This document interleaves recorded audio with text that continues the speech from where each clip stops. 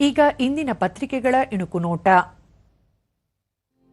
Gas ಸಿಗುತ್ತೆ, ಹೆದರಬೇಡಿ, ಕೇಂದ್ರ ವದಂತಿ ನಂಬಬೇಡಿ, ಗ್ಯಾಸ್, ಪೆಟ್ರೋಲ್, ಡೀಸೆಲ್, ಸೀಮೆಎಣ್ಣೆ ಪೂರೈಕೆ ಸ್ಥಿರ.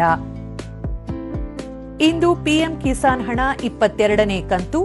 ಅಸ್ಸಾಂನ ಗೌಹಾಟಿಯಲ್ಲಿ ಪ್ರಧಾನಿ ನರೇಂದ್ರ ಮೋದಿ ಬೃಹತ್ ಕಾರ್ಯಕ್ರಮ ಆಯೋಜನೆ.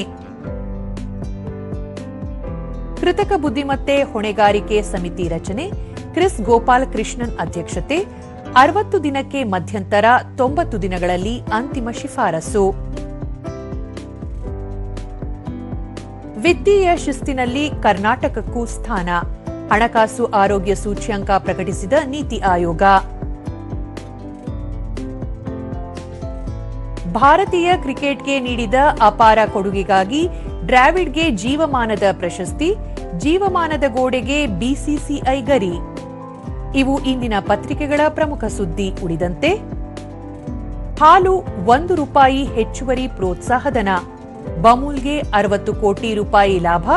ರೈತರಿಗೆ ಯುಗಾದಿ ಕೊಡುಗೆ. ರಾಜ್ಯದ 2 ಕ್ಷೇತ್ರಗಳ ಉಪಚುನಾವಣೆ. ಮಾರ್ಚ್ 16ರಂದು ಚುನಾವಣೆ ಘೋಷಣೆ ಸಾಧ್ಯತೆ.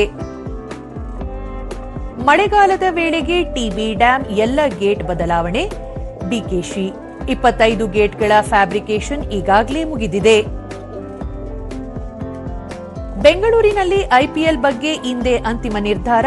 ತಜ್ಞರ ಸಮಿತಿಯಿಂದ ಕ್ರೀಡಾಂಗಣದಲ್ಲಿ ಪರಿಶೀಲನೆ. ಸಂಜೆ ವೇಳೆ ನಿರ್ಧಾರ ಪ್ರಕಟ. ಕೆಎಸ್ಸಿಎ ಮಾಹಿತಿ. ಇಂಡಿಯನ್ ವೆಲ್ಸ್ ಮಾಸ್ಟರ್ಸ್ ಮೊದಲ ಸಲ ಬಾಂಬ್ರಿ ಸೆಮೀಸ್ಗೆ. ಎರ್ಲಾರ್ ಆಂಡ್ರಿಯಾ ವಿರುದ್ಧ 6-3, 7-6 ಅಂತರದ ಜಯ.